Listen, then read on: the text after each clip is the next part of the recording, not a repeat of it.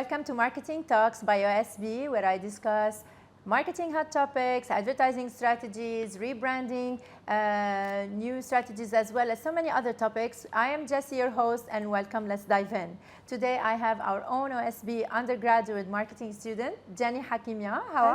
How are you today? Good. Are you ready to tell us all about the Victoria's Secret brand story? I'm so happy to be here. You're most welcome. I am happy as well that you are here. And I see you have prepared for us a very nice story about Victoria's Secret. This is a brand that everybody kind of recognizes, but recently... Everyone knows Victoria's Secret. Yes, but recently they had to change some of the things internally related to their positioning and so forth. So let's start how they all started, maybe, how the brand started, and then we tell our audience what they're preparing to do next. Okay. Yeah? So Victoria's Secret was always well known, and everyone knows until now who is Victoria's Secret, what they are, their brand. Basically, it targets young women from the age of 18 till 35 years old. So it offers them the experience of feeling sexy and confident. Yes.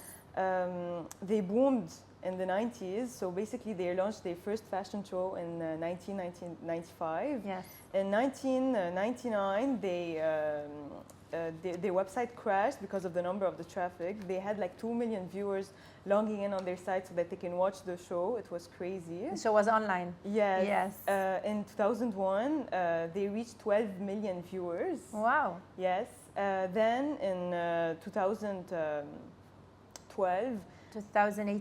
2018, their viewers dropped to 3 million. Yes. So now we're asking, like, what did they do wrong? What happened? So they were once so loved. They just, like, their viewers dropped that much. Their popularity decreased until 38%.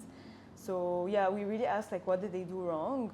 So first of all, one of their mistakes, the mistakes they did was their positioning. It was out of touch.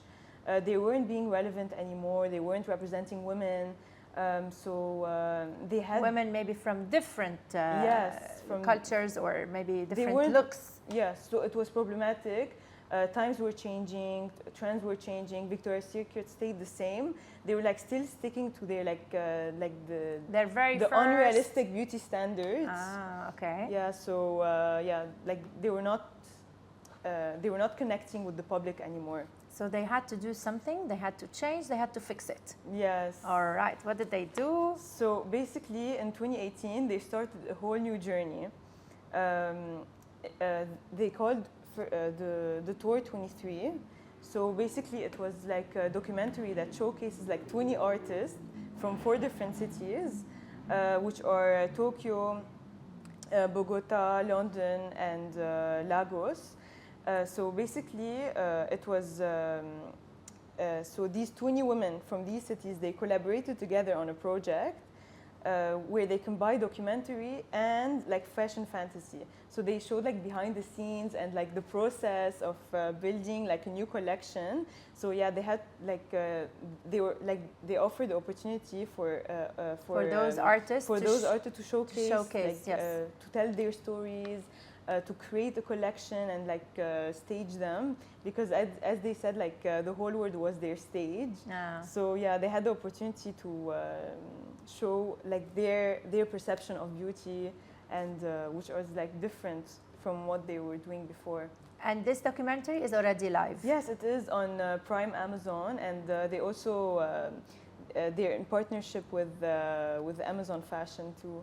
Amazing. So that was their comeback after 5 years. Let's not forget that also we had the pandemic. So this is why they didn't do their fashion show for so long. Yeah. Yeah. So that was their comeback. But I heard also they were preparing something else. Yes, so that's like the exciting part. Yes. In 2024, so basically there's a brand new like it's gonna be a new like fashion show. Okay. A new runway, new format, new models, like faces we've never seen before. Oh. So yeah, so we don't know what to expect, but apparently, so yeah, they're gonna bring like their goal is like they're gonna focus on celebrating all kinds of women, like all body types, skin disorders, like vitiligo. Yes. So yeah, disabilities, like they want to like their goal is like to represent us all types of women. Okay. So yeah, they're focusing on supporting and celebrating women as they are. So yeah, so imperfections is not. So maybe those big names that we were used to see on the runway show with the big wings, this time in the fall of 2024, we will be seeing different facing. We're still gonna see wings and everything in between, like the glamour, the fashion, the entertainment, the music, like the whole thing is gonna be still there, but with like an update. So basically, they're gonna reflect their mission, like their mission today and who they are today. So yeah, they're updating.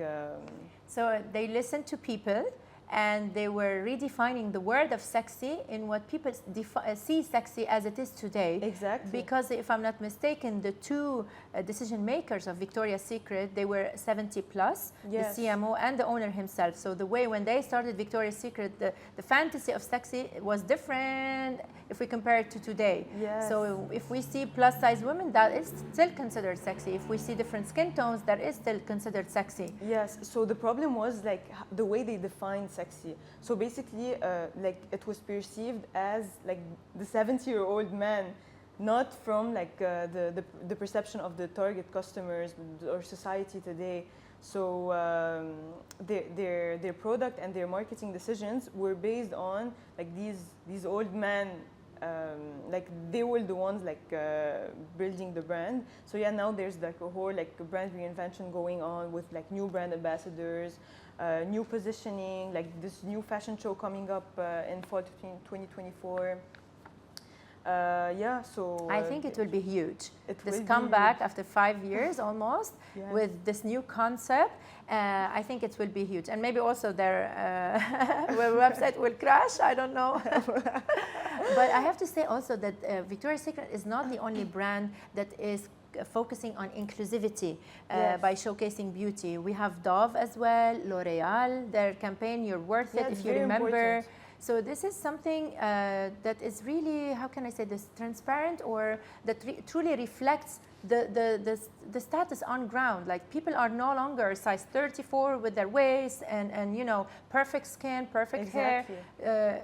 We can still be beautiful even if we're not perfect. Of course, yes. So they have to focus on connecting with people.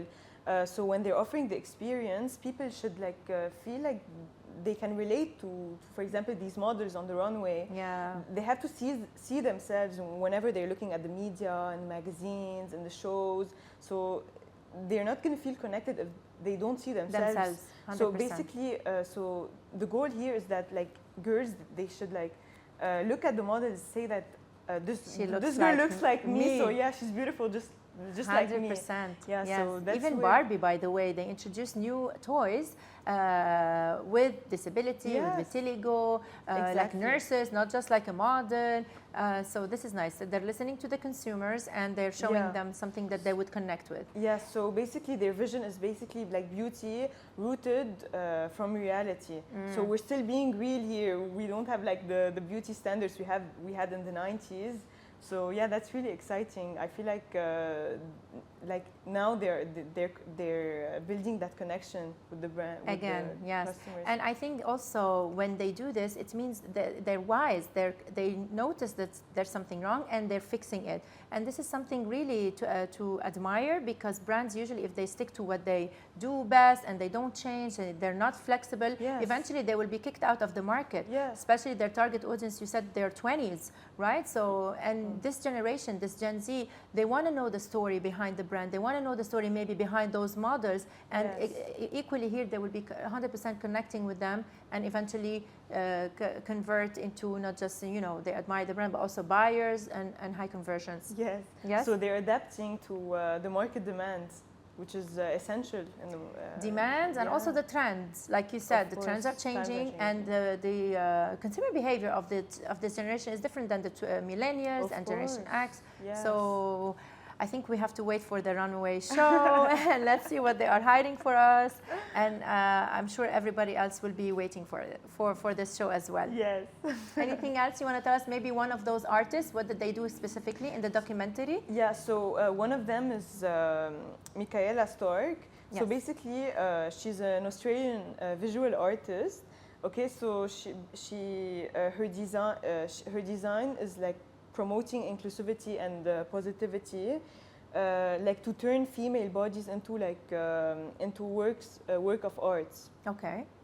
So yeah, it challenges like societal views on imperfections.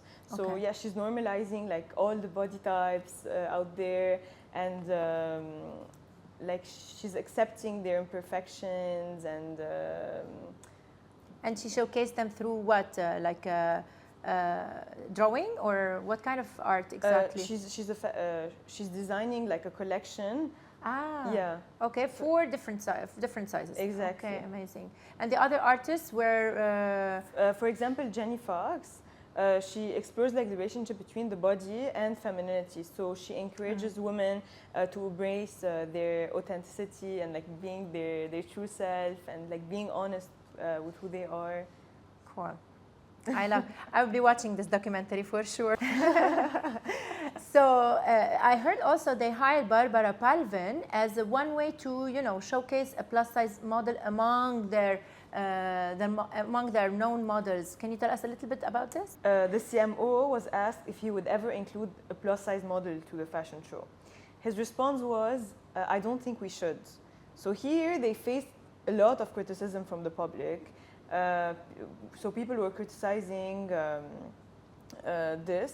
So so they decided to onboard Barbara Palvin to represent like plus size models. Yes. Yes, although Barbara Palvin is not a plus size model. So yeah, it's funny how like the brand actually believed that Barbara Palvin can actually represent plus size models in society today. So so that was another backlash. Again, and this is why they had to do all of those tactics when it comes to the documentary. They called it the tour, and then the upcoming fashion show that they promised they would still be the same, like you said, as before, but with a twist, with new models. Yes. I can't wait to see who are those models in the show or in the runaway show. Everyone is excited, yeah. Jenny, thanks a lot for sharing with us this Victoria's Secret brand story. It was very nice. You're most welcome, and I hope our community enjoyed it as well. Thanks for listening and watching, and I will see you in the next one.